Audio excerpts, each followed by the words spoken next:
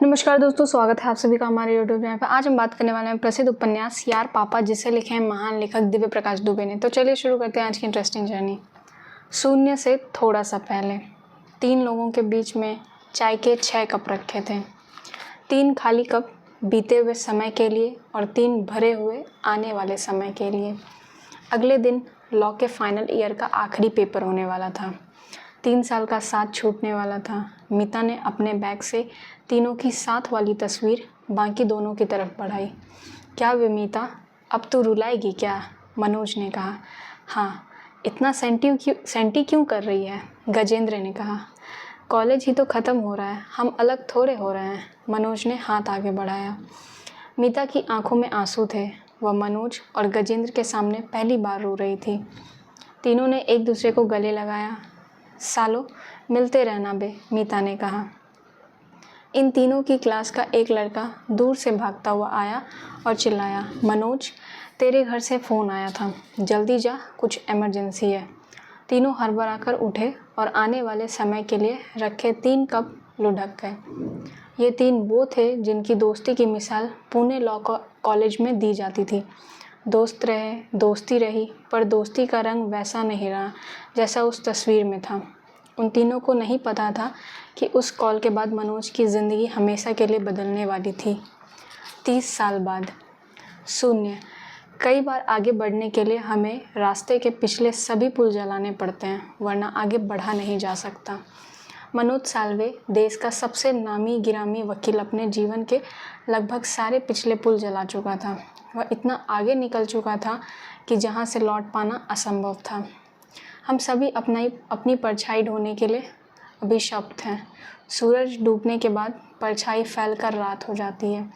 रात का अंधेरा असल में हमारे भीतर का एक छोटा सा टुकड़ा है। इसलिए हर किसी का अंधेरा दूसरे से अलग होता है और उजाले की खोज भी। हर आदमी में कई रातें होती है और हर औरत में कई से ज़्यादा कुछ। तारे हमारे छूटे हुए सपने हैं। टिमटिमाती हुई रोशनी उन रास्तों की आवाज़ें हैं जो हम भटक चुके हैं। लंदन के ओपेरा हाउस की पहली पंक्ति में बैठा हुआ मनोज क्लासिकल म्यूज़िक का आनंद ले रहा था। कॉन्सर्ट ख़त्म होने के बाद वह एक स्पेशल डिनर में शामिल हुआ जिसमें गिनती के 20 लोग थे। डिनर के बाद मनोज लंदन की गलियों में भटकता हुआ देर रात अपने रिजॉर्ट पहुंचा। उसने अपना फ़ोन रिजॉर्ट में ही छोड़ दिया था। मनोज कई दिनों से छुट्टी की तलाश में था। इससे पहले कभी भी वह लंदन अकेले नहीं आया था। वह छुट्टियां मनाने एक दिन पहले ही पहुंचा था और उसकी टीम को स्पेशल इंस्ट्रक्शन दिए थे कि किसी भी हाल में उसे डिस्टर्ब ना किया जाए। लेकिन ये फ़ोन जिस आदमी का था उसको टाला नहीं जा सकता था। मनोज ने बेमन से कान पर फ़ोन लगाया। Yes, Manoj Salve speaking. करीब 12 घंटे बाद लंदन के हीथ्रो एयरपोर्ट पर एक चार्टर प्लेन मनोज साल्वे के लिए तैयार था। ये प्लेन दिल्ली से आया था।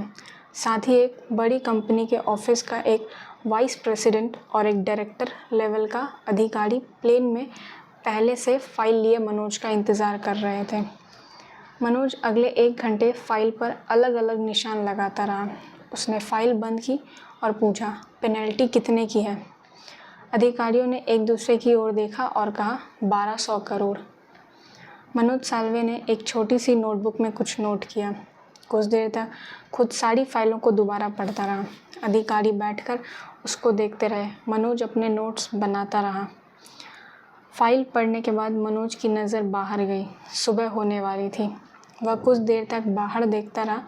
अचानक जैसे उसे कुछ याद आया, उसने एक पन्ना लिखा और उसे पूरा भर दिया। अधिकारी बेसब्री से उसके बोलने का इंतज़ार कर रहे थे। मनोज ने पन्ना अपनी जेब में डाला। एक अधिकारी ने मनोज से पूछा, कोई चांस है? मनोज ने अपना पेन जेब में डाला और कहा, एक हियरिंग में केस क्लियर हो जाएगा। मेरी टीम ने बता दिया होगा कि मेरी फ़ीस पेनल्टी का 10% रहेगी, 120 करोड़। कंपनी के अधिकारी ने यह जानकारी रिपीट की। उसे लगा कि शायद उसने कुछ गलत सुन लिया है। एक अधिकारी ने वहां से उठकर अपने सैटेलाइट फ़ोन से कॉल किया। कुल 1 मिनट की बात के बाद वह मनोज के पास आया और हाथ मिलाने के लिए हाथ आगे बढ़ा दिया। रास्ते भर मनोज अपने टैब पर वीडियो गेम खेलता रहा। चार्टर प्लेन की खिड़की से सुबह का सूरज दिखने लगा था। एक दिन बाद के अखबारों में खबर थी, मनोज साल्वे ने 12 मिनट में 1200 करोड़ का केस जिताया। ये खबर छपने से पहले मनोज वापस उसी चार्टर प्लेन से लंदन अपनी छुट्टियां मनाने वापस लौट चुका था।